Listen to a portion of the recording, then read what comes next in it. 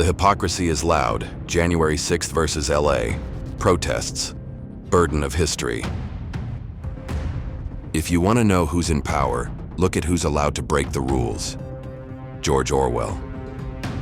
This is Burden of History. When the Capitol was stormed on January 6th, officials hesitated. But when people in Los Angeles gathered to protest injustice, the response is immediate. Armed troops, armored vehicles, and national outrage. Let's unpack the double standard. The not an insurrection. January 6, 2021. A mob stormed the United States Capitol. They carried flags, not just American ones, but Confederate, QAnon, and Trump 2024. They broke windows, breached chambers, threatened elected officials, and left behind a trail of destruction. But somehow many still say it wasn't an insurrection. No National Guard arrived right away. No Marines were called. And the people involved? Many walked away that same day. Some even posted selfies. The overreaction to LA. Now fast forward to a protest in Los Angeles, often peaceful, often justified. People marching against police brutality, housing injustice, or immigrant rights. What do they get? Helicopters, tear gas, rubber bullets. Talk of looting and riots before the sun even sets. And now Marines. Yes, Marines, for exercising First Amendment rights. Why the response is so different. So let's ask the uncomfortable question. Why does a protest for racial justice bring out more force than an actual attack on the Capitol?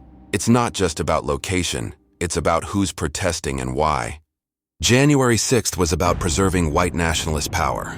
LA protests are about challenging it. And that makes people in power uncomfortable. Law and order or control and silence? You'll hear people say we need law and order. But what they often mean is we need to control dissent, especially when it comes from black, brown, or marginalized voices.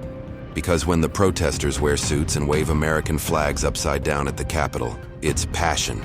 But when the protesters wear hoodies and chant "No justice, no peace," it's threatening. What this double standard really says, this isn't just political, it's historical.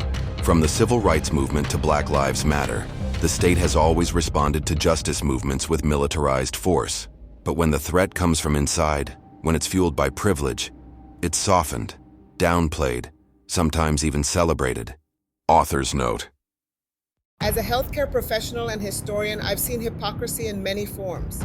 But few things are more dangerous than hypocrisy disguised as patriotism. We must call it out. We must name it for what it is. Because if we stay silent, the double standard becomes the standard.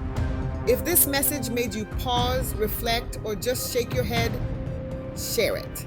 Drop a comment, start the conversation, and hit subscribe to Burden of History, where we speak truth even when it's inconvenient. Because history doesn't repeat itself, but it sure does rhyme.